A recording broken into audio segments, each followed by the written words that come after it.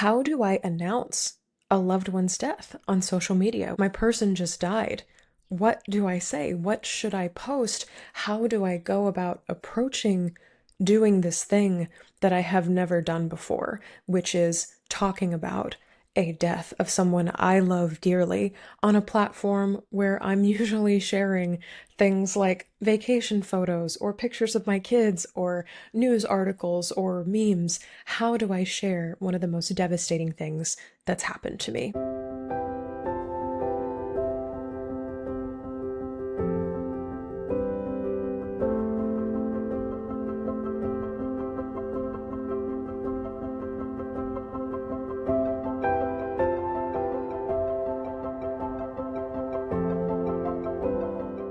Hi there, grief growers, and welcome back to Grief Grower. I am so honored to be here with you as always.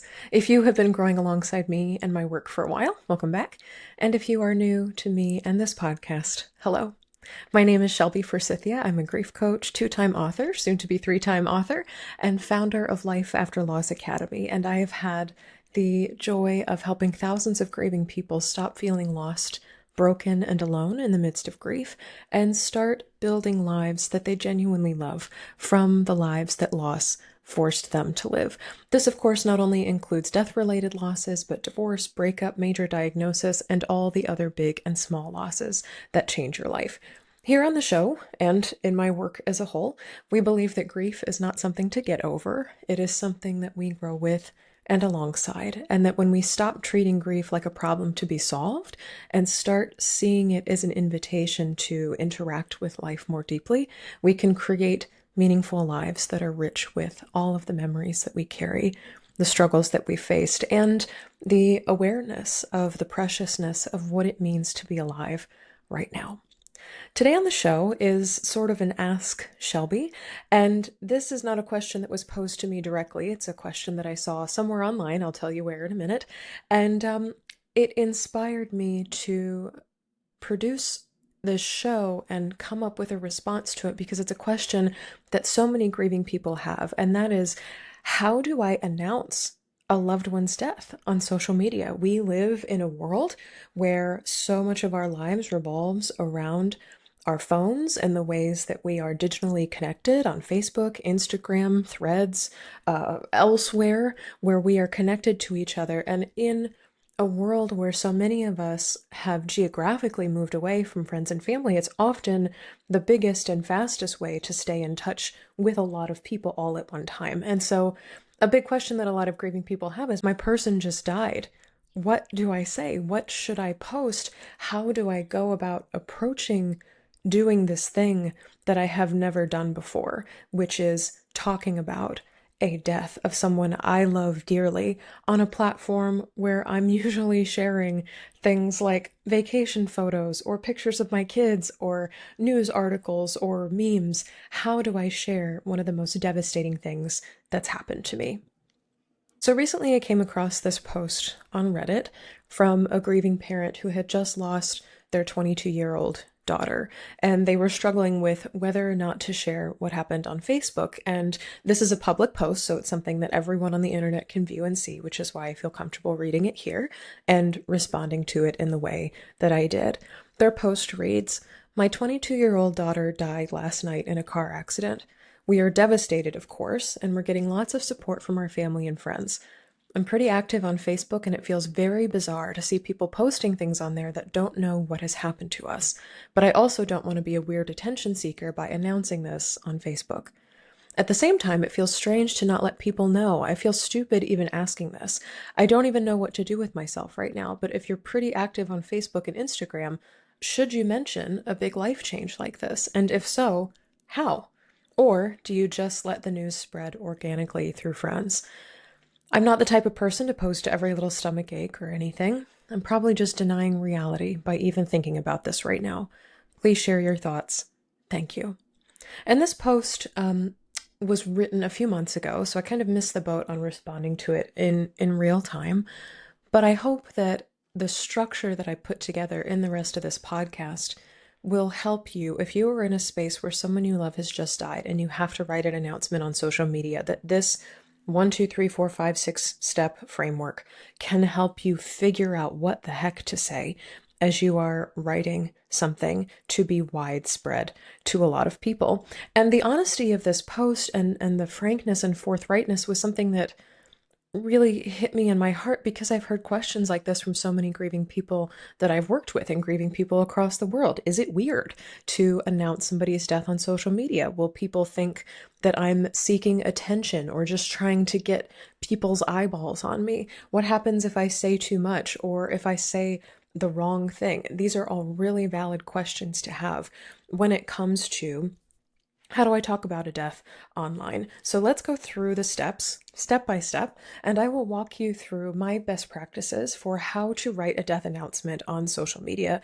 in a way that feels the most true for you. And as with every other episode of this show, I would love to know what you think. I would also love to know, in this case, if I missed something. Is there something about what I'm about to outline here that you feel like, oh, I would love to add to that, or there's an element of this that needs to be explored? And as always, I would love to hear your thoughts in the comments on YouTube or in my DMs on Instagram or anywhere else that you'd like to connect with me.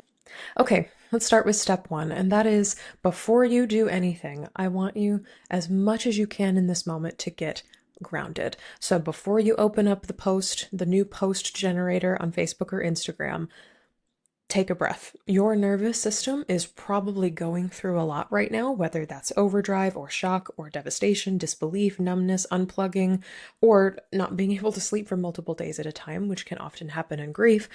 You do not need to post about a death right away. I know death often feels like an urgent event, and it is catastrophic and life-changing.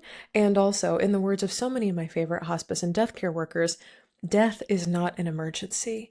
The worst thing that could possibly happen has already happened, and worse things happening or more catastrophic things happening do not hinge on whether or not you post them on social media. So, as much as you can, take the urgency out of this pressure to post on social media. You do not need to post right away.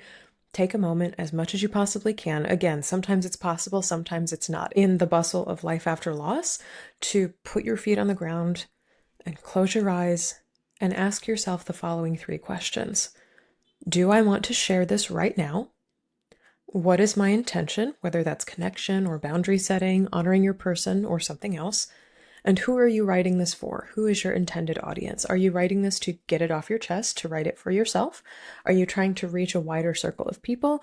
Or are you trying to contact specific friends? Know that there is no requirement, once again, to share about a loss on social media. This is not a mandatory part of grieving. But if you do feel called to do this, it can be a helpful way to let people know what has happened without personally making dozens of calls or writing a ton of private texts and emails that will then receive some sort of response, whether that's people crying on the phone in your direction or leaving you voicemails or sending emails back or sending text messages back. Social media is often a way for us to broadcast the news of a death without then being inundated with tons and tons of responses. After you get grounded, step 2 is choosing a photo or not. Sometimes the hardest part of announcing a death is choosing a picture. I gotta say right away and validate this for you, it's okay to skip the photo. If you do not want to post this with a photo, if you just want to do a text announcement or something that's typed in the Notes app on your phone and then screenshot it and post it on Instagram, that is an option. You can just write what's on your heart and what you're feeling. You can also, if you're not interested in posting a picture of your loved one, use a symbolic image like a sunset or a candle, or maybe your loved one's favorite place. And if you want to, you can share a picture of your person where maybe you're at a place that they really loved or doing something together, or it's a shot of them alone, smiling, and a recent photo or a long ago photo that you feel embodies their best and truest self and really illustrates the relationship that you have to them. Images can help people emotionally connect to a post, but they're not necessary to make a death announcement on social media. It's kind of like a nice to have, and if you feel called to, great. If you feel like it will add to the the announcement itself or give people more information, fantastic. If not, and if it just absolutely shreds your heart, the thought of scrolling through photos on your phone or going through boxes of photos, or maybe you don't have access to those things right now, it is okay to just do a post that is text-based. One thing I do want to point out, like a really big asterisk here, is that in moments of intense shock and grief, it is really, really normal and common to want to show the reality of what happened. And what I mean is this. Oftentimes, after a loss, people want to share photos regarding or surrounding how someone died. This is often true for things like car accidents, overdoses, homicides, suicides, especially if there was news coverage surrounding the story. Please take great, great, great, great, great, great care in doing this, because not only can these photos be deeply distressing to other people, especially if this is the first that they're hearing about the loss, these photos are often flagged and removed for graphic content by social media platforms. So as powerful as these images can feel in the moment, they often fail to encompass the full depth and complexity of your relationship with the person who died. And on top of that, they can alarm or hurt other people who you are trying to simply get information out to. So if you want to honor the truth of what happened while still protecting the community that you're trying to reach and also preventing the post from being taken down by social media, consider something symbolic or a picture of your person. This could be like an indirect photo of a hospital bracelet, a tattoo, a favorite piece of jewelry of theirs. If you don't want to post their face, you could do a picture of the sky or a landscape or a place in the world where you feel connected to them. This could be objects like coffee mugs, books, sports jerseys, record albums, a note or a poem or a quote that they loved. But whatever you choose as the photo, if you're not comfortable showing their face, let the initial death announcement reflect who this person was to you in life and not just how they died. If you want, you can make other posts in the future about the circumstances surrounding their death or the nitty-gritty details of their final days, if those are things that you lived through. But for this very first post, for kind of, gosh, the launch of the death announcement, very much consider how you are telling and framing the picture of the experience of losing them, and take extraordinarily great care not to post graphic or distressing photos of the manner in which they died. Because for as much as you may not realize it right now, what you say in this moment, in this post, has a lot of power, especially if for many people this is the first time that they are hearing about your loved one's death. Okay, step 3. This is writing the announcement. We're actually down to the part where we're going to write words about the loss. This is a super simple structure you can use to announce a death on Facebook, Instagram, or any other platform where you would like to make a death announcement. I am devastated to share that my relationship, name, died, insert date of death, yesterday, last night, March 22nd, in a car accident, to cancer, whatever the case may be that they died from. I am heartbroken and still trying to understand what happened. And then the next sections are optional. I'm receiving support from family and friends, and I'm taking things one moment at a time. Also optional, please know I'm not able to respond to comments or messages or even texts right now, but I see you and I feel your love. Also optional, I'll share more details about a memorial, a service, how to help when they're available. And then closing out with something like, my heart is shattered. This is a big deal. This has impacted me in an incredible way. Some statement of, this is significant, and gratitude if you have space to relay it. So thank you for holding me, my loved one, and my family in your thoughts. We appreciate your prayers. We see you, we love you, whatever the case is, to kind of wrap it up and put a sort of concluding statement on it. Thank you for listening. Thank you for being their friend in life. However you would like to close out this statement. And kind of with regard to this framework, this initial framework of posting about a death on social media, step 4 is set boundaries, and this is optional, but it can feel very empowering to you. Social media a lot of times can be a floodgate of information and communication. So if you're not up for receiving a lot of DMs or comments or let me know how I can help text messages or voicemails on your phone, it's okay to include that in this death announcement. You can say something like, we're not ready for messages or drop-bys to the house right now. We appreciate your understanding. If you'd like to support us, please reach out to Carol, our neighbor who's helping us coordinate meals and rides. You can be like, you don't reach out to me. Go reach out to that other person. Do not come in my messages. I will not respond to them. Go hang out with Carol. Or I'm just not able to respond to comments, so please be kind to each other. And this is the case too, especially for violent or traumatic deaths, and things that can have some controversy surrounding them. I'm thinking things like homicide, suicide, or overdose. A lot of people in the comments, depending on how big your network is, may be discussing how or why things happened. Was it preventable? I mean, people can get to the politics of what happened. I am not able to respond to these comments personally, so please be kind is a marvelous boundary to set. And then finally, our whole family is taking space offline and we'll share updates when we're able. Oh, and one more for you. I'm not interested in receiving grief support recommendations right now. Do not leave your books. Do not leave your podcasts. Do not leave your websites. Do not tell me your therapist's name. Instead, please share happy memories you have about insert loved one's name here.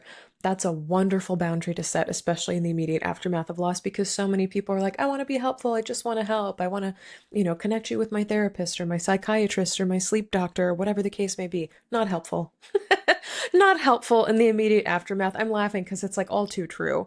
And it's really uncomfortable as a person to whom something devastating just happened to receive a resource as if it's like a band-aid over a gaping wound. Really not helpful. So that's a marvelous boundary. If you're anticipating that you're in a friend or family group where people are just going to start recommending stuff right away, great boundary to set. A very clear boundary to set too. It is possible to be clear and kind when writing a death announcement on social media.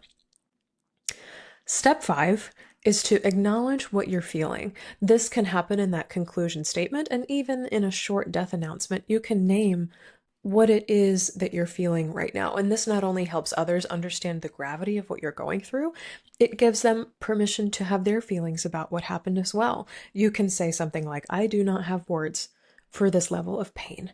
My heart is broken into 1,000 pieces. I can't believe I'm writing this. This does not feel real yet, and I'm not sure when it will. Insert your emotional landscape here, because despite what society often communicates about negative, heavy air quotes, emotions like sorrow, pain, and anger, it is more than appropriate to relay those emotions in a death announcement. They are normal feelings to have, and naming them, pinpointing what you're feeling, if you can right now, can help other people feel allowed to share and honor their emotional experiences as well. Death announcements can be like, they died. And death announcements can also be like, they died and it has rocked my world. And one is wrapped in so much more meaning and context and significance to you. So if you're able to pinpoint the emotions that you're experiencing right now, it's a way to frame the death in the context of your world and your landscape. The only asterisk I'll give you here is do not speak on behalf of other people. And so if you're writing something on behalf of an entire family, you might say, I am shattered and the rest of the family is grieving in their own ways. And so you can acknowledge your own emotion, but maybe not speak for everybody else unless you have somebody co-proofreading with you or you have gathered that this is a communal emotion that you all share. Because you might have, especially in difficult instances, you might have a situation where you're angry, but somebody else is sad or despairing. And you don't want to say the entire family is outraged at this situation because you may not know that for sure. That may not be the reality of what's happening. So as much as you can in a death announcement, speak for yourself and say something like, and everyone else is grieving in their own ways, which allows them the full spectrum of whatever they are going through right now.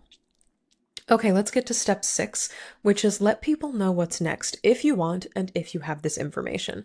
Social media death announcements can be a way to update friends and family members about things like memorial services or donations or next steps. Other people prefer not to do that in a social media post and want to wait for an obituary to come out or for another announcement to be made, or they want to keep information like that really private. Whichever way you go, either is fine. But if you want to include something like that, you can say something like, we'll share service details here once we have them. Instead of flowers, we ask that you donate to an organization or plant a tree or write a memory of them on their Facebook wall or something like that. You could also say something like, we're planning a celebration of life. We'll post and update you here as soon as all the details are finalized. And so kind of just letting people know that something is coming is one way you can keep people informed. And again, if you don't want people to know, if you don't have anything in the works, if you know the person who died has no desire to have a ceremony of any kind, you can leave that information out. Or if you don't know what charity they would like things to go to, or if something is uncertain, not required to put that in a social media post. It's common, but not mandatory. And then lastly, step 7, post and log off if needed for your mental health. It is more than okay to make this post, confirm that it went live, and then put your phone away, shut your laptop, and walk away. You do not have to reply to every comment or every DM. You might again write something like, I'm not able to reply to every comment right now or every DM right now, but I am grateful for your kindness. Or I anticipate a lot of people are going to want to respond to this. Please keep your comments brief, or if you want to share a memory with us, we'd be so grateful. We love reading them in the comments or something like that. But really making it clear, like, I'm not going to be active on this thread if that's something that you're concerned about people expecting some sort of response for you. I gotta say, if there was ever an excuse for disengaging from social media, the death of somebody you love is it. So honor your bandwidth and remember that social media should, in a perfect world, serve you and not the other way around. What I don't want you to feel like is that you are tethered now to this announcement and that you are obligated to reciprocate every comment and every reply and every photo and every story that comes in. You can do that 2 weeks from now. You can do that a month from now. You don't have to do it at all. So please exempt yourself from any requirement to be a person who is monitoring the status of this social media post. If that's something that brings you life, if you like seeing who's responding, if you like sort of keeping tabs on who knows and who's sharing photos and who has a great story to tell, you can certainly do that. But there is no requirement that once the post is live, you have to babysit it. And that's something worth knowing when you're making a death announcement post online. So next I want to get into some sample death announcement posts. These are things that can inspire you. If you want one that is very simple and direct, I would encourage you to say something like, my son Ethan died last night in a car accident. We are devastated and trying to breathe through the impossible, taking each moment as it comes. We'll share more when we can. Please hold our family in your hearts. That is 4 sentences. It says exactly what you need to know. It says what's coming next or when you can expect it-ish, and then kind of in a status on your emotional state. What are you feeling right now? And then please hold our family in your thoughts. Number 2, this is one that has some boundaries included and also some information about services that are yet to come. So you might say something like, I am heartbroken to share that my wife Maya died suddenly on April 15th. Our family and friends are shattered. So this is speaking on behalf of a group, but confirm that those emotions are true for everyone. Please know that we are not able to respond to messages right now, but your love is felt. A celebration of Maya's life will be held in her hometown of San Juan before the end of the month. We'll share details here as soon as we have them. And then number 3 is longer and more personal. You could say something like, I never imagined I'd be writing something like this. My incredible brother Jordan died by suicide on Sunday. He was funny, kind, brilliant, and beloved. I am gutted. My family and I are leaning on each other and taking things day by day.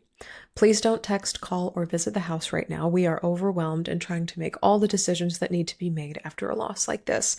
I'll share more soon, but for now, please light a candle for Jordan. Write a funny story in the comments or share your favorite photo of him. Thank you for loving him. And that's a really beautiful way to clearly state a boundary. Like, we are overwhelmed trying to do the planning, the logistics, everything that comes after. We'll let you know as soon as we have more information, and very clearly asking for things that you want from other people, because other people naturally, especially in the wake of a loss, they want to participate, they want to give of something. And so for them to clearly hear from you, I want you to light a candle, I want a funny story, I want photos and memories of him. Those are things that people can cling on to and say that I can do. And after a devastating loss, people want to be directed. They want to be funneled oftentimes into things that explicitly you've said are helpful to you.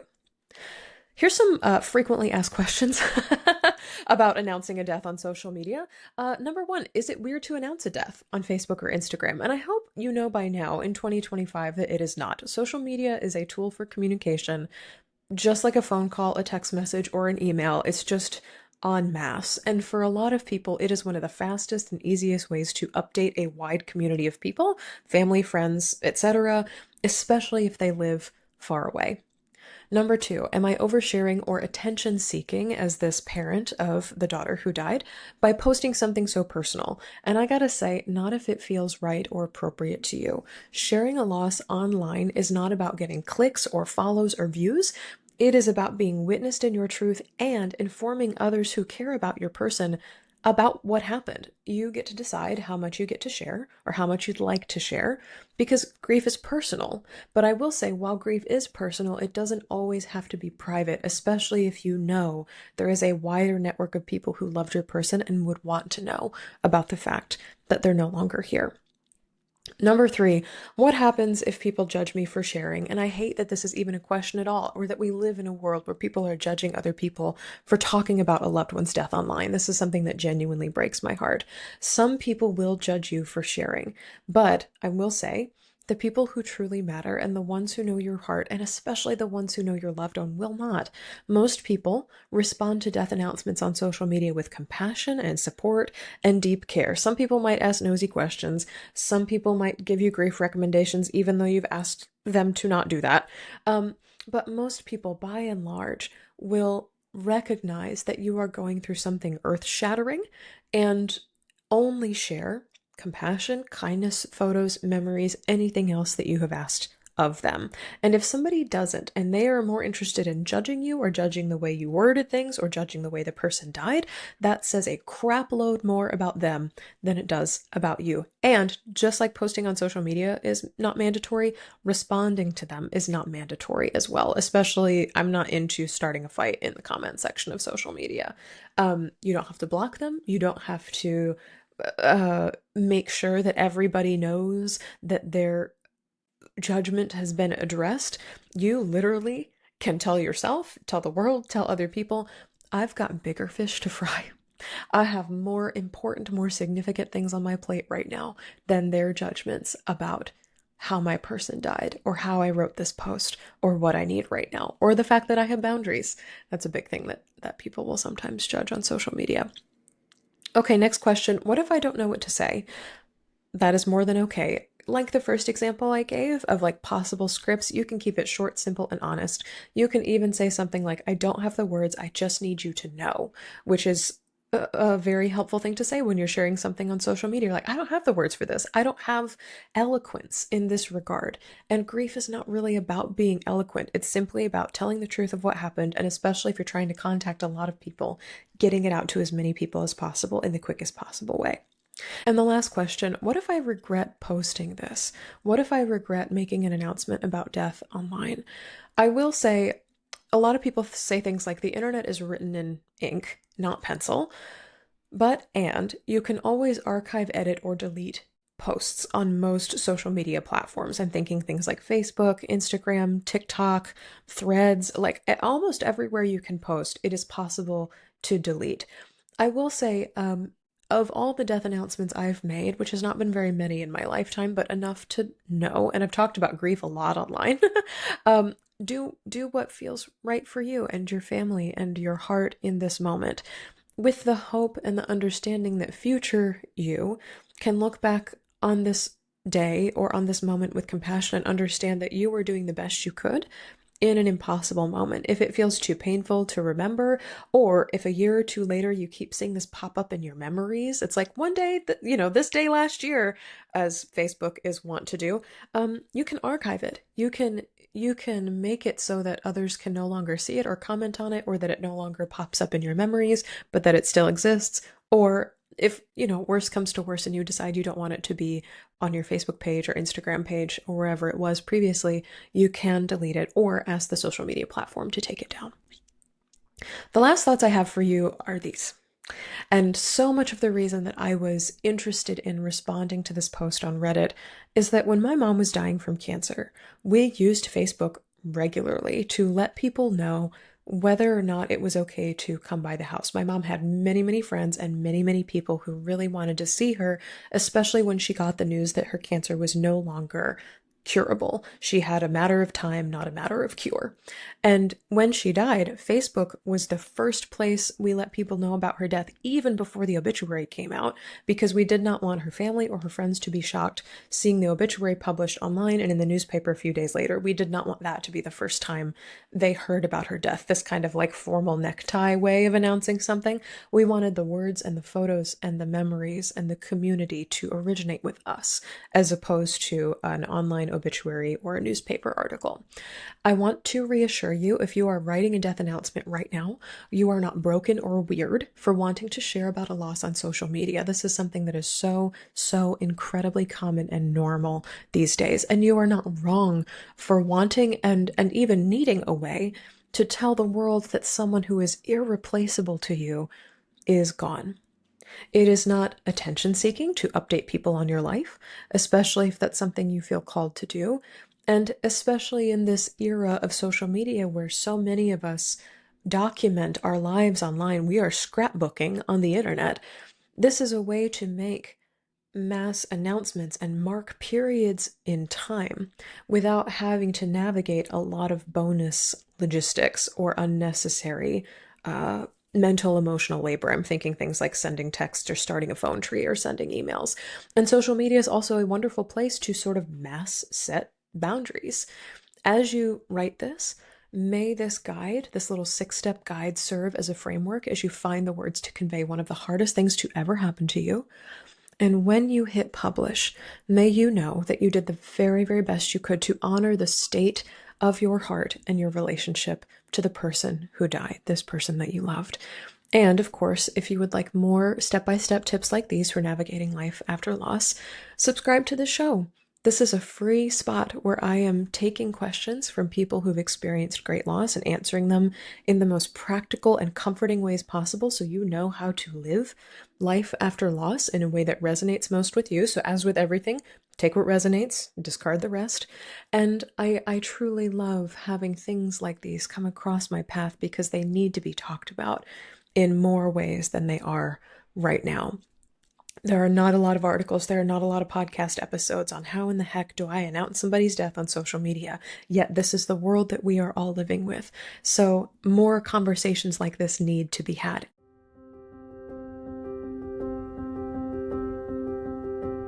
That's all for this episode of Grief Grower. Thank you so very much for joining me today. If you're looking for grief support beyond this show, you can find free workshops and blog articles and my signature quiz, which is called What's Your Grief Support Style, at shelbyforsythia.com/links. If this podcast felt validating or comforting or educational or really helpful to you, please subscribe and leave a review on Apple Podcasts or Spotify. And be sure to share this show with a friend because you never know what someone you love is going through. A huge thank you to the Grief Growers community on Patreon. If you'd like to join them and help me keep this show free from ads for mattresses and meal delivery kits, because goodness knows grief is hard enough without commercials, head to patreon.com/shelbyforsythia. As a supporter on Patreon, you get to help me choose new topics and guests for the show, and you are the first to get behind the scenes access to everything that's coming up for me, like my new book coming out in 2026. Grief Grower is hosted by me, Shelby Forsythia, and the theme music is composed by Addie Goldstein. Until next time, I see you. I am so proud of you and the work that you're doing in the world, and I love you. Because even through grief, we are growing.